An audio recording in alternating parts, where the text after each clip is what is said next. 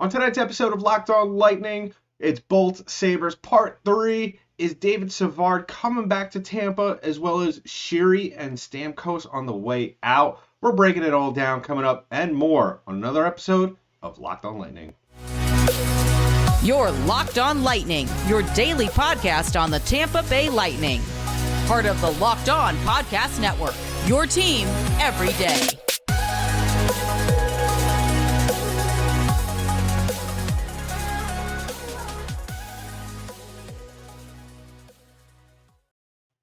And welcome to another episode of Locked On Lightning, part of the Locked On Podcast Network, your team every day. I'm your host, Adam Tankard. Thank you for joining us on this episode of Locked On Lightning. And just a reminder, today's episode is brought to you by Gametime. Download the Gametime app, create an account, and use the code LOCKEDON for $20 off your first purchase.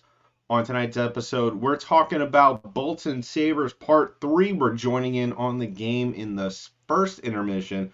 We're taking a look at an interesting article, or I would say, I forgot where I saw this, but we're basically talking about David Savard possibly coming back to Tampa Bay. We'll breaking that down as well as wrapping things up with talking about can Steven Stamkos and Connor Sheary be on the way out at the deadline.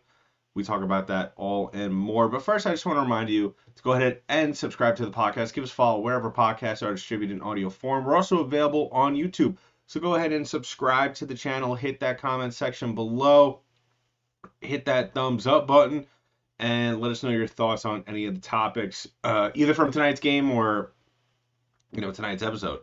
So we're starting off Sabres, Bolts, and as we all know, I think at this point in the season, I think all Lightning fans, if they aren't, I think that really we need to come together. But I think we could confidently agree that this is not where we wanted the Lightning to be at this point in time, especially through 61 games. And being the fact that, the Lightning are currently 5th in the division, they are 3 points behind the Detroit Red Wings.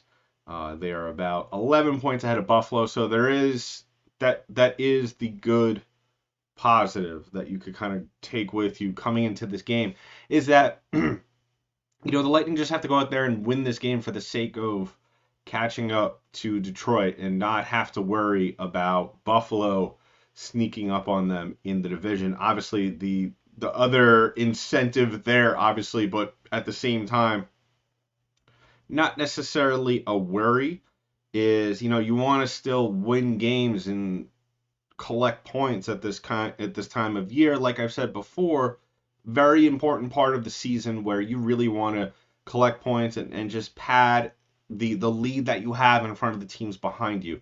But at the same time, you definitely 5 points ahead of the Devils. That's great. That's awesome.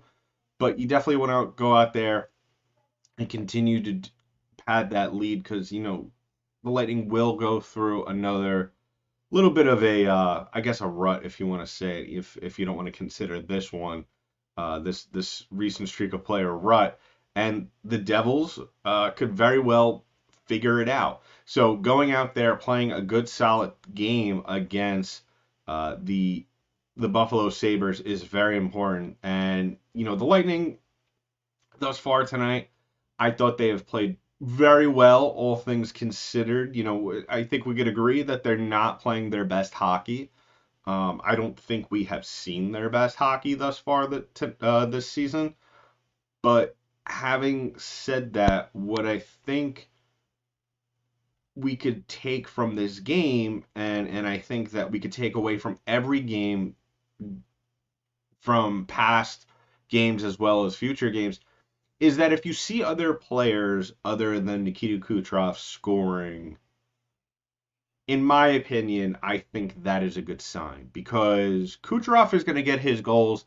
He is definitely going to get his points, because he is just such an integral part of this team that I don't believe that he could really go a game consistently. I mean, he's going to have his games where he's not scoring, where he doesn't get a point, but I think at this point in time, and the way that He's just so ingrained into kind of like the central theme that is the Lightning offense. It's almost impossible for him to not accumulate a point on a nightly basis.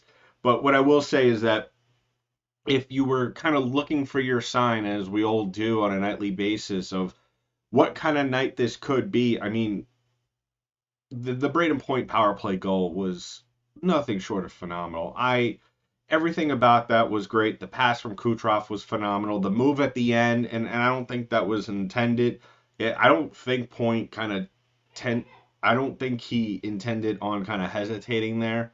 I think it was more so of just, he lost his balance, having the defender on him. But nonetheless, I thought that was a great way to start off your night, especially on the power play. Now, obviously, the key going forward is to continue that play and can take that with you and go into the second period not thinking about the took goal, which it was just a breakdown in defense.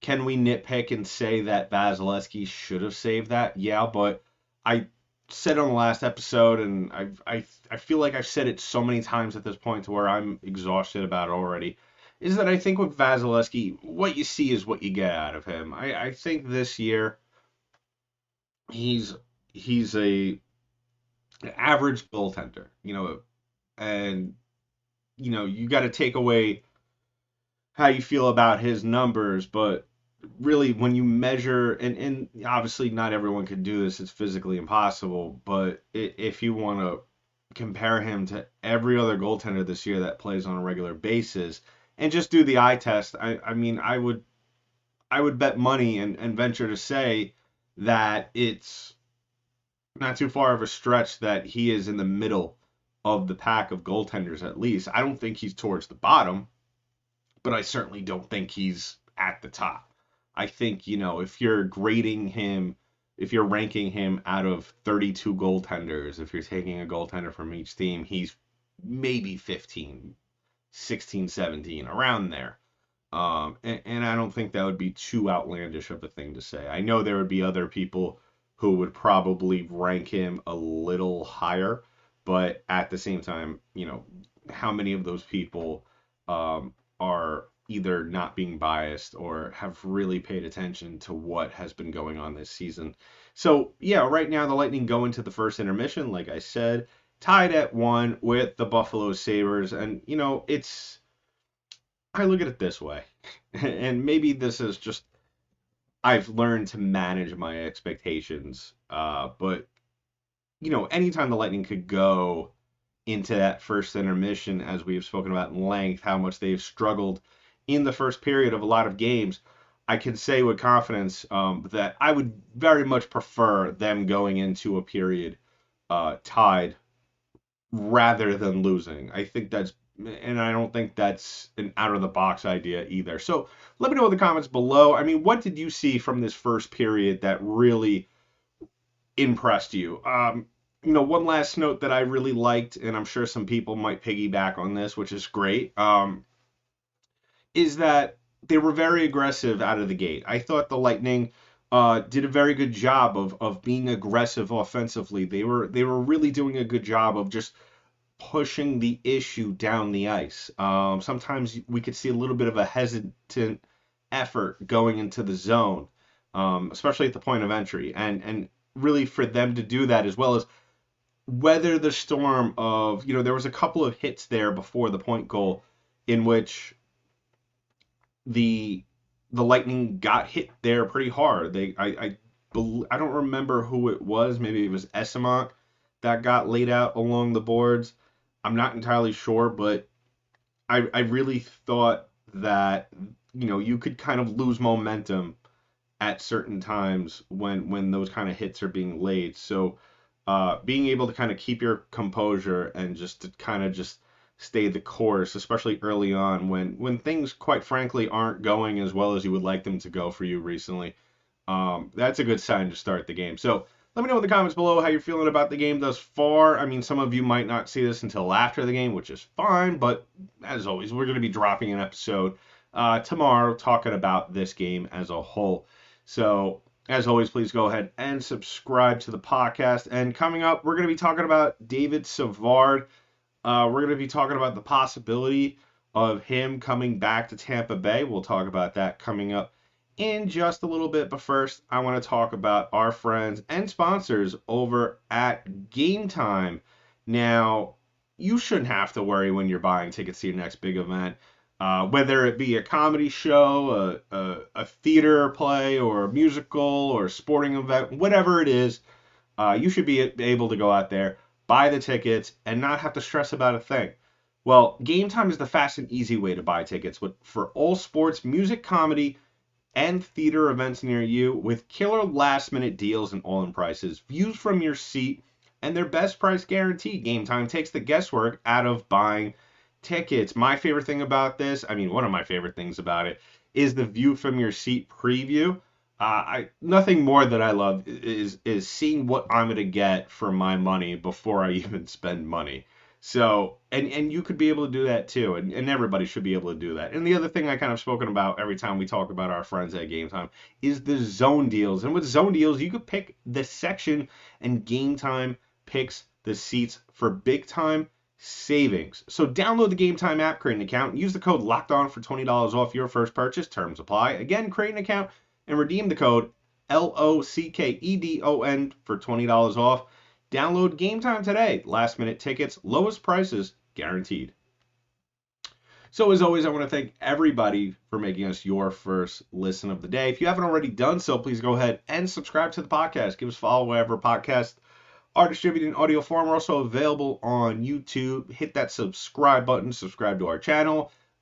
If you want to get in touch with the show, you could comment below this video, or you could reach out to me on Twitter at DankyDank, DENKYD8 and K8 as in the number, of course. Or you could join our Discord server or go to our Reddit page. We have many ways. And if you just want to contact the actual podcast show account, we are at LOCKEDON_lightning on Twitter. Go ahead and do that. So we're talking about David Savard. Now, if you've been a listener of this show, and if you haven't been, if you just joined us, thank you for joining us, and go ahead and subscribe to the podcast so you could know and hit that notification button so as soon as the newest episode drops, you're notified. But if you've been a listener of this show for, let's say, even this season, if you're still new with this, I think if you've stuck around, and thank you for doing that, by the way, if you stuck around and listened, especially recently, to my trade talk stuff, especially concerning Blake Coleman, even coming into his season over the summer, you may remember I was talking a lot about Luke Shen, and even last season during the trade deadline, Luke Shen. The one thing that the Lightning could easily sell me on when it comes to making a move is reuniting with someone that has played on this team, especially when they won, that has played with this group. And for those that may not remember, David Savard was a very important part of that 21 Tampa Bay Lightning team. And that was a time when really the Lightning were kind of, they were ready to go. They were ready. They had the squad, but they were lacking defensively. And if I remember correctly, I believe, I'm trying to think of who the injury was. I think it was John Ruda. I could be completely off about this. But the Lightning were lacking defensively in terms of that stop guy. Because if I remember correctly, once Savard came in, it was Hedman, Savard, McDonough, and Chernak. And I believe that third line was Sergachev and Bogosian. I might be off about that. But what I'm really trying to get to about David Savard is that obviously he has experience playing in Tampa Bay. He knows a good amount of these guys on the team that are still around from that championship team. And the thing that David Savard brings to the table, and you could take his numbers with a grain of salt, because given the situation where he is, and if you're not aware of where David Savard is currently, he's in Montreal, is that he provides that defensive stop guy that the Lightning have really needed all season long. Really what we thought that Erik Cernak was going to be. And unfortunately, we have not seen that. And of course, we could say that we could go down the rabbit hole, but we're not going to. But there has been extenuating circumstances as to why that has not happened. But nonetheless, the Lightning need to figure something out if they are truly serious about still making the playoffs. Now,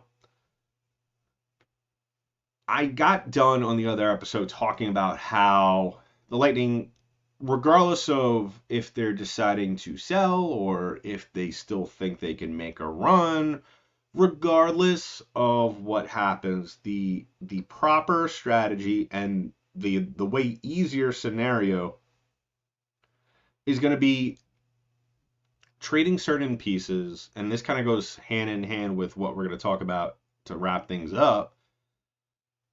But I think that you bring in Savard, you also have money to play with, because his AAV, his cap hit, is going to be 3.5. Now, how much remaining salary he has left, I'm not entirely sure, but whatever the case may be, he has an option for next year, and his AAV is 3.5, and I think that is something, even if you don't feel like he's a long-term answer for you, he still gives you 2 years of a guy that could play solid defense. And then it makes the decision of parting ways with maybe a Hayden Fleury, or even if you want to keep Hayden Fleury, which is, I think, a totally viable option, you stick him on the third line. There's a good opportunity there to where you could have a solid guy for 2 years who, and mind you, he's not an old player. I mean, he's 33 right now. He doesn't turn 34 till October. So that's the good thing about the Lightning too. You still have a guy who could play good minutes for you, play on that first line with Hedman, and then you could kind of go back to that Cernak-Sergachev line, and then maybe if you feel like it's a good option, which I wouldn't necessarily have a problem with, you have Fleury and Radish on that third line, even though, Radish, I think, has done a decent enough job to possibly keep himself on the first line with Hedman. But the reason I say Savard is because, when you bring in a defenseman, as much as I really want Noah Hanifin, and I've really campaigned hard on this show for Noah Hanifin, if it turns out the Lightning don't give up much, and that's the other thing too, is that he's coming from Montreal, a division rival, of course, but at the same time, Montreal's not in the ballpark to win anything. Montreal's towards the end, the bottom of the barrel. So if the Lightning end up giving a pickup, whether that be next year's pick or whatever, like a late rounder, because you're not trading away your first round pick for David Savard. I think at this point you're overpaying. And if that happens, maybe it's time to kind of check in on Julian Brisebois's mindset. But I think it's a great option because, like I said, there's that chemistry already kind of there. There's that familiarness that really you can't undervalue enough when you're picking up a guy at the deadline. That's why I also would have liked, if a Hanifin deal does go through, that's the whole point of that also, is to bring in Coleman. And then you have that familiarness as well, even though, he's not playing with his old line mates. but he's still playing along a good number of guys. So let me know in the comment section below. I forgot where I read this. I don't know if it was on X or I just saw it somewhere on the internet, but David Savard would be, I think, a very ideal option for the Tampa Bay Lightning. And we're going to put up our trade target updated list tomorrow. And I think after tomorrow, we'll probably put up maybe either Wednesday or Thursday.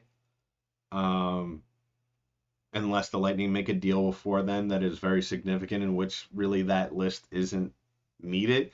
But you could stick around, stay tuned for that. I mean, we'll update you all on that. So coming up in just a little bit, we're going to discuss the possibility or the realisticness or whatever you want to call it of the Lightning parting ways, not only with Steven Stamkos, but hopefully Connor Sheary. We'll discuss that in all coming up in just a little bit, but let's talk about our last sponsors on today's show, and that is our friends over at the Sleeper app. Now, we're past the halfway point of the NHL season for the Tampa Bay Lightning fans, and it has been a bumpy ride, but guess what? Regardless of where the Lightning are in the current standings, I want to remind you that you could win big by playing daily fantasy hockey on Sleeper, the official daily fantasy app of the Locked On NHL Network. Sleeper is our number one choice for daily fantasy sports, and especially daily fantasy hockey, because with Sleeper, you could win 100 times your cash in daily fantasy hockey contests. It's what I love about it is, it's so easy to use. I use it for fantasy football. I use it for fantasy baseball. And I just love the daily fantasy as well. And so all you have to do is pick guys like Nikita Kucherov and Braden Point to record more or less than their sleeper projections for things like goals, assists, saves, plus, minus, and more in a given game. So use the promo code LOCKEDONNHL and you'll get up to $100 match on your first deposit. Terms and conditions apply. That's code LOCKEDONNHL. See Sleeper's terms of use for details and locational availability. So one last time, I want to thank you all for making us your first listen of the day. If you haven't already done so, please, pretty please, go ahead and subscribe to the podcast. Give us a follow wherever podcasts are distributed in audio form. We're also available on YouTube. Go ahead and subscribe to our channel there. It is growing day by day, and I thank you all for all of you that have subscribed thus far. And if you are a frequent listener of our podcast on YouTube, please go ahead and subscribe, because you'll get notifications when you hit that notification button, and you'll be able to watch the next episode as soon as you can. And it also helps the channel grow. So we'll reach more people, we'll build it up, and that's a good thing. So wrapping things up, and just a little in-game update. We are under the 14-minute mark in the second period. The Lightning and the Sabres are still tied at 1. And I will say that the Lightning are taking this period kind of the way I would have assumed they would, slow and steady, which is fine. Just because you kind of figured you would see a response from the Sabres coming out of the gate, and you did. They're just kind of doing their best to force turnovers in the neutral zone. As we get, I believe that was the footage on my tablet is terrible right now, but that looked like Stamkos with a one-timer all alone. But speaking of Stamkos and also Connor Sheary, it's one of those things. I've been talking about it for some time over the last couple of weeks, and I think probably even the beginning of the year, as soon as the news broke that the two parties, Stamkos and the Lightning, did not reach a deal, an agreement to extend him here in Tampa Bay. And I understand the tentativeness for a lot of Tampa Bay Lightning fans to not want to trade him. Obviously, I get it. He is really the face of the franchise. One of the top 3 players in franchise history, obviously, as Kucherov and then Point and Vasilevsky, as those guys progress through their careers as well, they will be able to put themselves in that conversation if they haven't already. But and him being a captain, obviously that complicates things even more. And I get it. You don't want to trade your guy who is really, when you think of the Tampa Bay Lightning outside of Nikita Kucherov, you really think of Steven Stamkos. But I think that at the end of the day, as unfortunate as it may sound, the Lightning need to make uh, the big boy move. And that's, making the decision whether or not his presence here in Tampa Bay is going to hinder them in future seasons.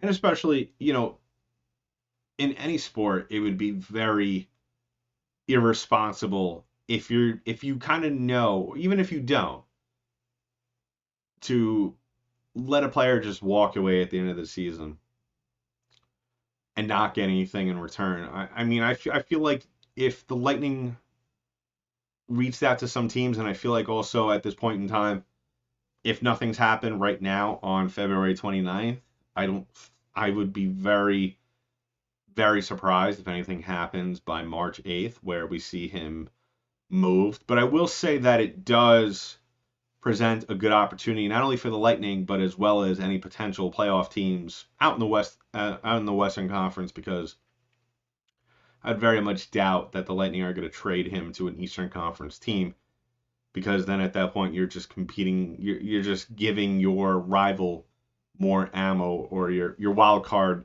rival more ammo, or whoever it might be. But I think that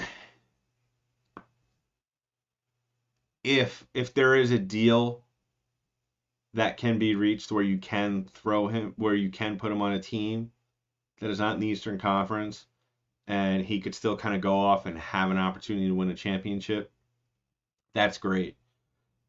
And if the Lightning can, and I'm sure a lot of Lightning fans, because I haven't really talked about him a whole ton this year, he hasn't really given me a whole ton to talk about, but Connor Sheary has been abysmal this year. I saw a comment, I believe it was on our last YouTube video or the one before, where someone actually said, and I normally don't agree with these statements of this extreme view, but I'd be hard pressed not to.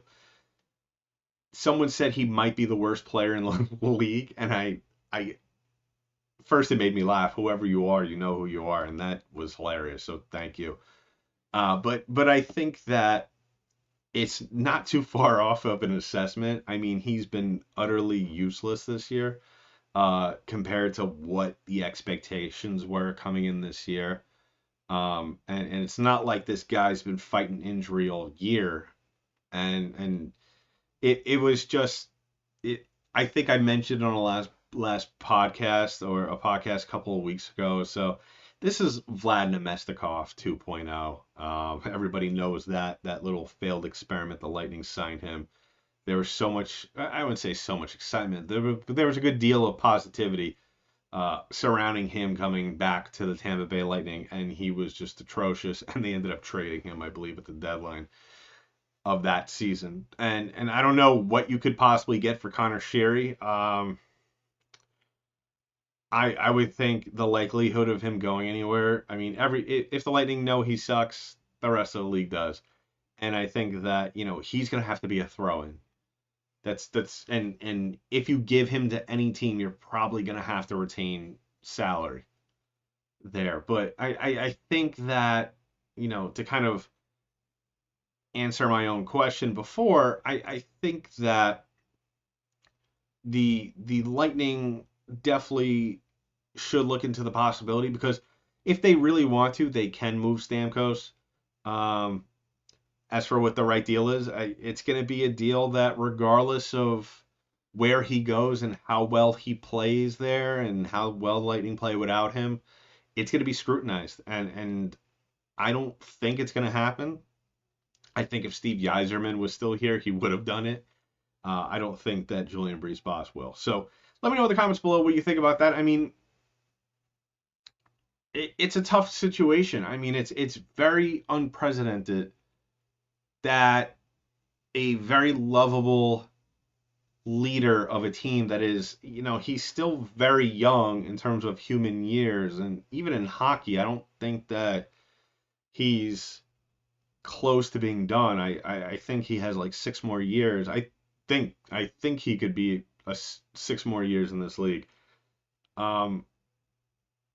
He can be beneficial somewhere else, but the way he plays as opposed to where Lightning's strengths are, he's not going to be able to help this team to the extent that we want him to. So we'll tune back tomorrow after this game concludes. The Lightning, like I said, are tied right now in the second period with under 10 minutes left against the Sabres, and hopefully they could pull off a win.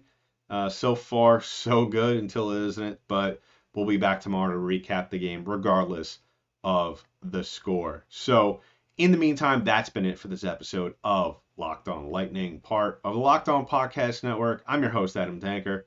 I'll talk to you in the next one.